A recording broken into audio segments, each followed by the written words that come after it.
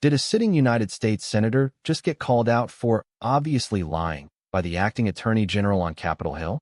The tension in the room was so thick you could cut it with a knife, and the cameras were rolling. Before we dive into this explosive confrontation, if you want to stay on top of everything happening in U.S. politics, hit that subscribe button right now and leave a like. It really helps this channel grow and keeps these vital stories coming to you. Now, let's talk about what went down. During a hearing before the Senate Appropriations Committee, Senator Chris Van Hollen, a Democrat from Maryland, was grilling Acting Attorney General Todd Blanche about a massive new Justice Department fund. This $1.7 billion anti-weaponization fund, as some are calling it, is earmarked for people who claim they've been victims of government lawfare. Senator Van Hollen, however, wasn't convinced.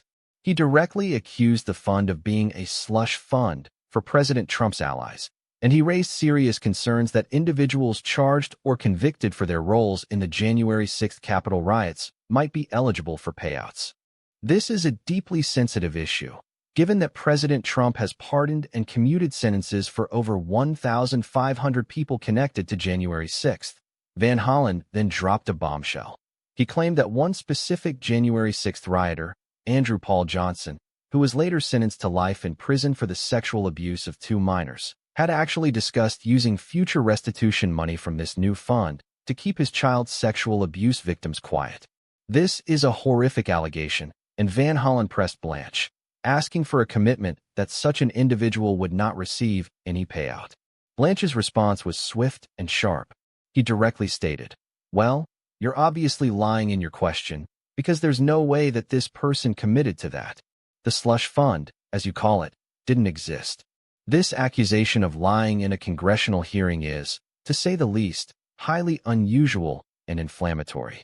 Senator Van Hollen, visibly angered, pointed at Blanche and warned him, "Don't ever do that again."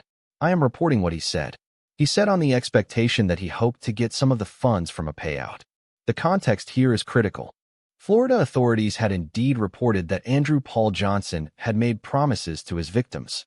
According to an affidavit that Van Hollen later read into the record, Johnson, in a Discord message, stated he was being awarded $10 million as a result of being a Jan 6er, and that he'd be putting the victim in his will to take any money he had left over. This was supposedly in expectation of receiving funds from the very lawfare compensation program being discussed. Blanche countered that the fund, or the slush fund, as Van Hollen labeled it, didn't even exist when Johnson made those promises, attempting to discredit the senator's premise.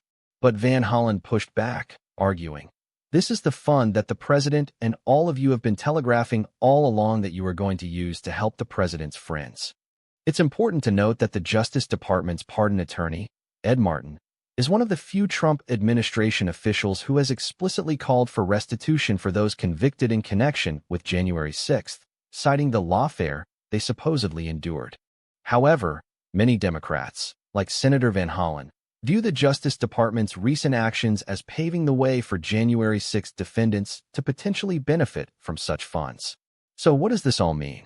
This exchange highlights a deep chasm in how the events of January 6th are viewed and how the current administration is addressing potential compensation for those affected by what they deem lawfare.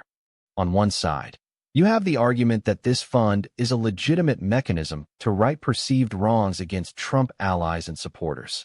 On the other, you have the serious concern that it could become a payout for individuals, including those involved in the January 6th riot and potentially even those with horrific criminal histories, at the expense of victims and taxpayers. This isn't just about a heated exchange. It's about the allocation of public funds, the integrity of the justice system, and the ongoing debate surrounding the January 6th Capitol riot and its participants. The actions of the Justice Department and the defense of these funds will be closely scrutinized, and the repercussions of this hearing could shape future policy and public perception.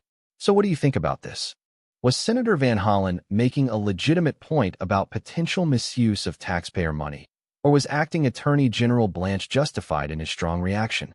Drop your opinion in the comments below. I read every single one.